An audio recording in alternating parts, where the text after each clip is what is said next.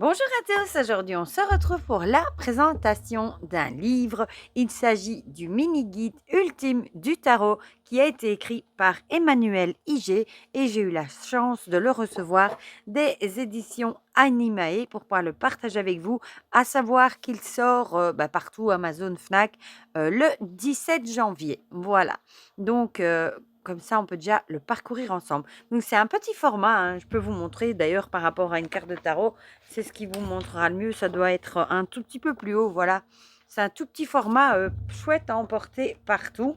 Et bon, Emmanuel Iger, je vous l'ai déjà dit, j'aime énormément ce qu'elle fait, dont son livre sur le Rider-Waite-Smith que j'adore. Autant la première version que la version qui est plus fine avec un peu moins d'infos. J'ai ses anti-sèches, j'ai sa boîte avec tous ses tirages. Franchement, j'adore ce qu'elle fait. On va lire ensemble du coup ce qui est écrit au dos. Enfin, un guide simple pour tout comprendre au tarot. Ce mini-guide maxi utile rassemble toutes les réponses aux questions de base en un format ultra pratique sous le signe de la démystification.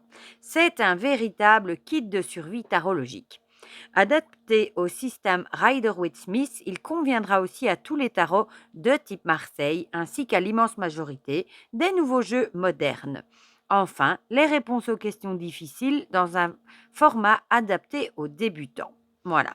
Donc Emmanuel Iger est l'auteur de nombreux livres sur le tarot. Elle a à cœur de partager ses connaissances de façon simple et accessible à travers des articles, des conférences, des formations. Ce livre est au prix de 12 euros, donc franchement, ça reste très accessible pour tout le monde. Voilà, donc on va ouvrir et découvrir ça ensemble. Voilà, donc le mini-guide ultime du tarot.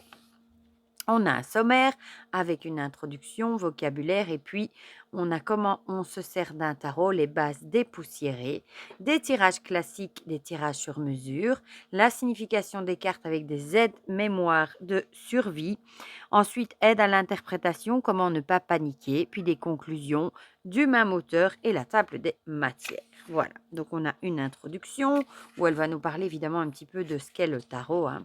Voilà. Le vocabulaire, ici, ce sont des petits mots expliqués, hein. Si vous ne savez pas ce qu'est une figure de cour, une carte paradoxale, le consultant, elle vous donne les définitions. Voilà. Ensuite, comment on se sert d'un tarot? Les bases dépoussiérées. J'adore les bases dépoussiérées. Bon, ici, du coup, c'est des conseils, hein, comment poser sa question, les questions ouvertes ou questions fermées, au présent ou au futur, qu'est-ce qu'on peut demander au tarot. Ici, toute une liste de questions inspirantes, d'exemples. Ça, c'est toujours bon à prendre, hein. Choisir son tirage, un tirage, voilà, ici elle vous montre le tirage en 3 cartes, passé, présent, futur, assez classique, il en existe beaucoup d'autres, hein. Mais comment mélanger les cartes, comment les tirer, main gauche ou main droite, si je fais un tirage à quelqu'un d'autre, qui tire les cartes, lui ou moi? C'est des questions qu'on se pose souvent quand on débute, hein. Les cartes à l'envers, une carte à l'envers se lit ainsi, la signification de la carte, mais ça marche pas, qu'est-ce qu'il faut faire? Un petit tuyau, voilà. Donc ici, c'est plein de chouettes conseils pour les débutants, par exemple. Alors, comment lire les cartes? Ici, voilà, elle vous explique encore. Imaginons que nous demandons au tarot de représenter l'histoire d'une vie. Pour lire ces 3 cartes, il suffit de dire: dans le passé, cette personne était carte 1, aujourd'hui, elle est carte 2 et demain, elle sera carte 3 pour le passé, présent et le futur. Voilà. Bon, ici, elle vous explique alors, est-ce que lire le tarot revient simplement à raconter des histoires? Oui, absolument. Les combinaisons entre les cartes, voilà.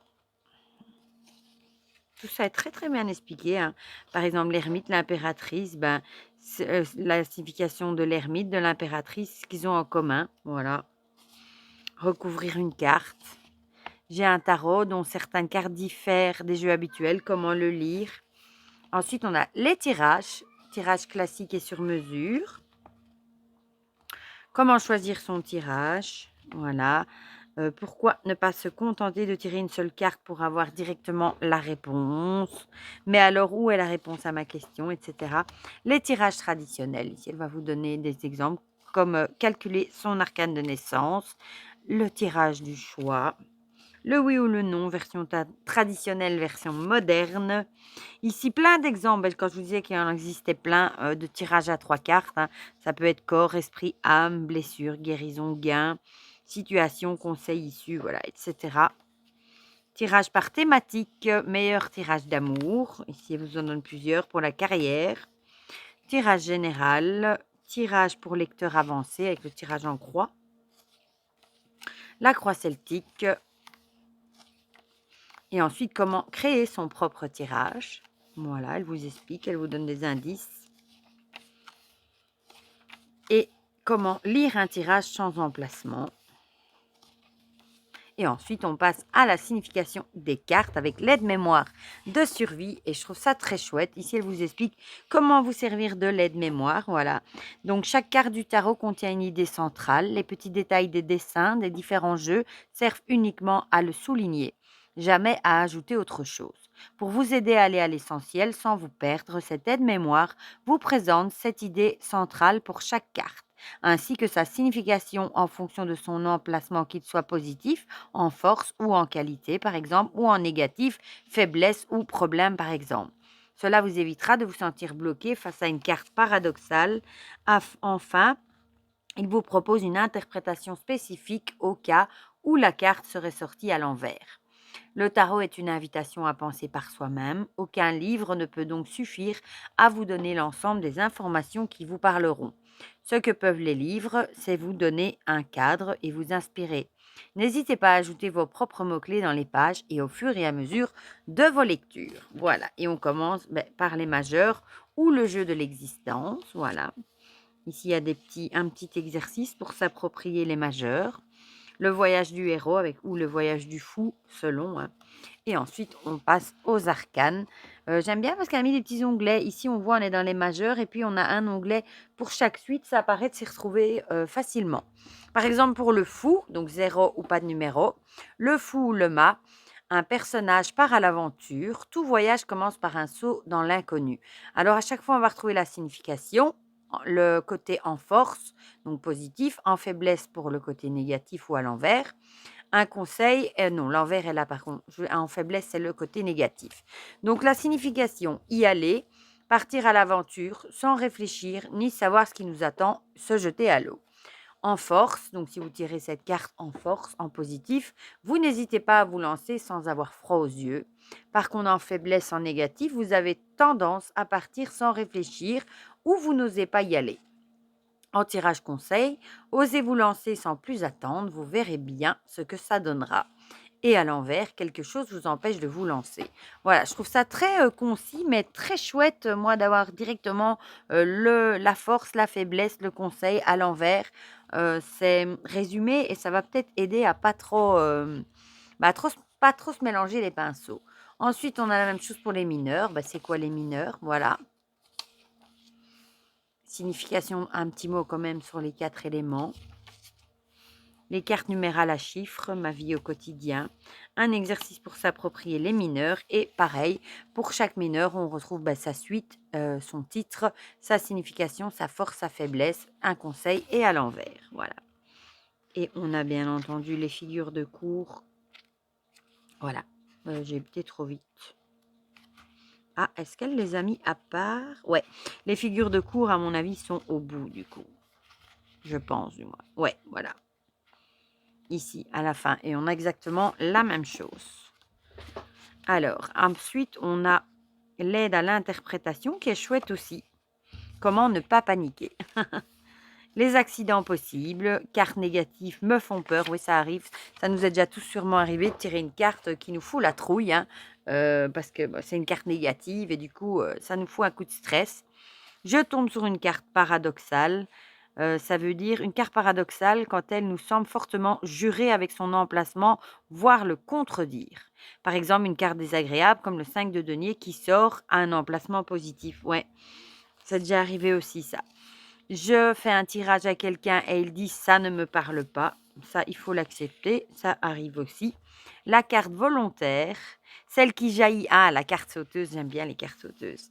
Et ensuite, on a toute une série de questions fréquentes qu'on pose. Voilà. Où elle répond. Ensuite, pour une lecture sereine, ici, elle donne encore des petits conseils, hein, comme par exemple, ne vous attendez pas à comprendre tout d'un coup, n'ayez pas peur de vous tromper, gardez l'esprit ouvert, etc.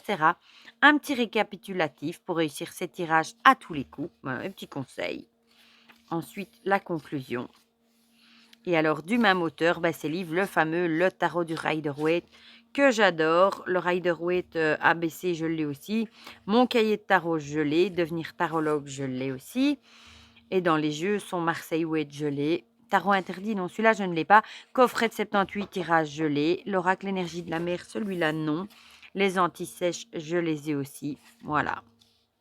Et le tarot Minciate restauré, celui-ci en collaboration avec Isabelle Nadolny qui a fait un incroyable livre que j'ai aussi sur l'histoire du tarot qui est franchement déjà un magnifique livre et une pépite à lire sur l'histoire du tarot. Donc elle a fait une collaboration avec Isabelle Nadolny et leur tarot va sortir en 2024, donc cette année. Voilà. Et ensuite, on a une table des matières. Franchement, pour 12 euros, je le trouve très, très chouette, moi. J'aime beaucoup, justement, tous les conseils de tirage, et le fait qu'on ait à chaque fois le positif, le négatif, si c'était un conseil, etc. Voilà. Je le trouve vraiment génial. Je suis trop contente de l'avoir reçu. De toute façon, je l'avais précommandé. Du coup, comme je l'ai reçu, j'ai annulé ma commande. Mais celui-là, j'aurais sauté dessus, ça c'est sûr et certain. Voilà. Du coup, dites-moi dans les commentaires ce que vous en pensez, si vous l'avez précommandé, s'il vous intéresse, si vous l'aviez vu passer ou pas. Moi, franchement, j'adore. Voilà, il va rejoindre ma caisse qui est à côté de mon bureau avec tous mes livres sur le tarot, mes tirages, etc. D'ailleurs, je me demandais si je vous ferais pas une fois une vidéo sur ce bac. Il y a quand même pas mal de livres dedans, hein, peut-être. Voilà, vous me direz dans les commentaires si ça vous intéresse, une vidéo sur tous mes livres qui sont dans mon bac que j'utilise pour le tarot. Il y a le tarot Analysis et il y en a plein d'autres. Voilà. Dites-moi tout ça dans les commentaires, comme ça on partage tout ça ensemble comme d'habitude. Et pour le reste, je vous fais plein de gros bisous et on se dit à très vite pour de prochaines vidéos. Bisous bisous!